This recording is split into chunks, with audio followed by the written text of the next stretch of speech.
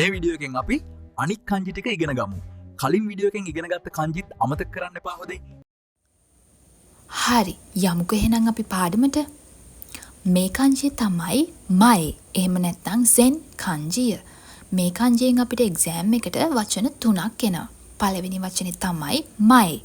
ඉදිරියෙන්. ඊළඟ කංජිය තමයි නමායේ. නමායේ කංජිය නම් අපි කලින් ඉගෙන ගත්තනේ. පළවෙනි කංජිය න කංජිය, දෙවෙනි කංජිය මයේ කංජිය. තේරුම තමයි නම කියන එක. ඊළඟ වචනේ තමයි ගොසෙන්.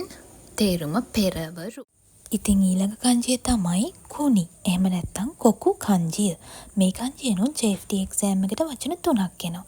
පළවෙනි වචනේ තමයි කුනි. ඒ කියන්නේ රට කියන එක. දෙවෙනි වචනේ තමයි කොකු සයිකෝරියෝ. ඉතින් මේ වචනේ චුට්ටක් නිකයි. හැබැයි බය වෙන්න එපා. ඒකේ තේරුම තමයි ජාත්‍යන්තර හුවමාරු. ඊළඟ වචනේ ගායි කොකු පිට රට. ඉතින් අද අපි වචන 6ක් ඉගෙන ගත්තා. මයේ, නමායේ, ගොසෙන්, කුනි, කොකු සයිකෝරියෝ, ගායි කොකු. ඉතින් අද අපි වචන 6ක් ඉගෙන ගත්තනේ. මොන හරි තේරෙන්නේ නැති දෙයක් තියෙනවා නම් කමෙන්ට් කරන්න අනිවාර්යෙන්ම කියලා දෙන්නම්.